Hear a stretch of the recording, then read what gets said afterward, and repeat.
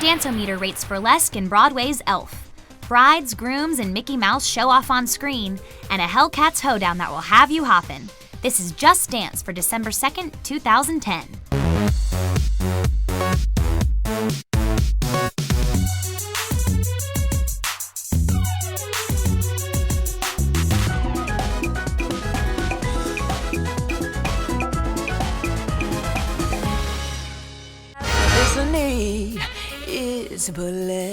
Burlesque opened this past Thanksgiving weekend, raking in $17.2 million.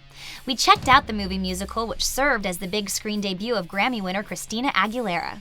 The former Mouseketeer showed off her acting chops in emotional scenes with Oscar winner Cher and proved worthy of triple threat status with those infamous pipes and newfound dance skills. The flick was non-stop dancing from opening to closing credits, and we couldn't have been more thrilled.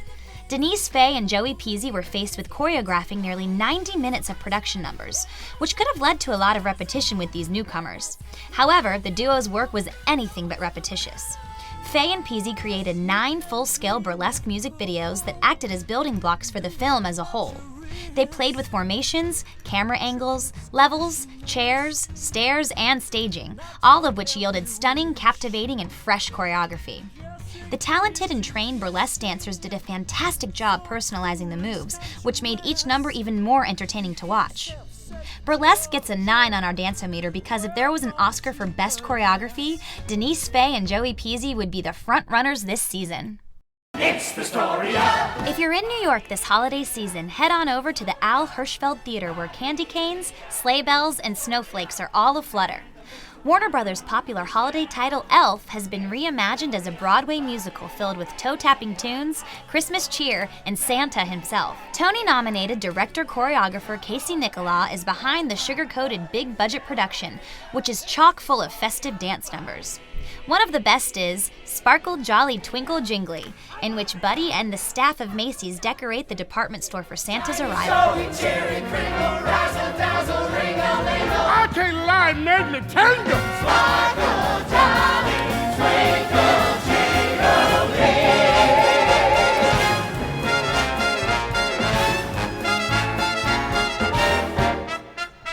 Nicholaw did a magnificent job using props in his choreography.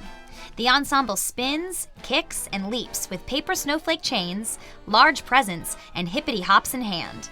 We gave Elf a 7 on our Dance-O-Meter. The choreography was comedic and exciting, but could have been more difficult stylistically.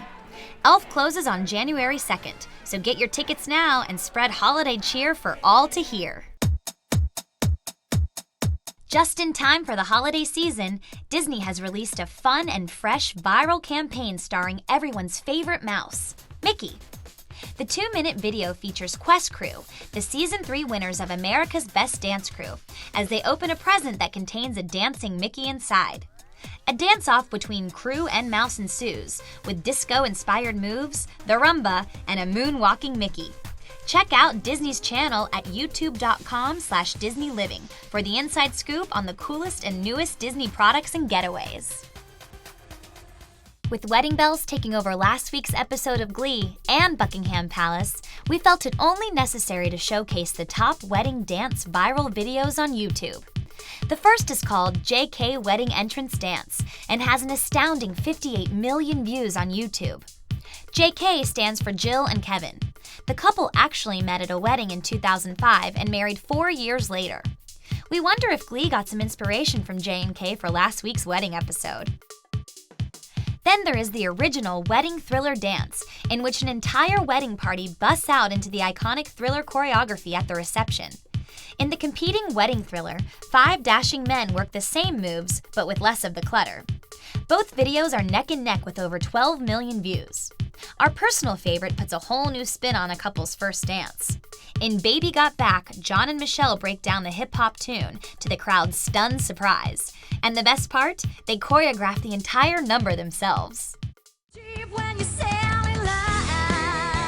On last night's episode of Hellcats, the Lancer University cheerleaders needed a way to blow off some steam before sectionals, and what a better way than hitting up a good old-fashioned barbecue. Little did our favorite college cheer team know that there would be a dance-off against one of their top opponents, the Cyclones. What you got? Choreographer Paul Becker treated viewers to a hoppin' hoedown where the guys and gals of the CW series had the chance to two-step to the song Bring It On by Broke Down Cadillac. Becker did a wonderful job blending line dance, cheer, and hip-hop choreography into one upbeat and energetic combination. With cowboy hats flying, cowboy boots stomping, and cowboys flipping through the air, we couldn't get enough. Tune in to the CW next Wednesday night at 9 p.m. for an all-new episode of Hellcats.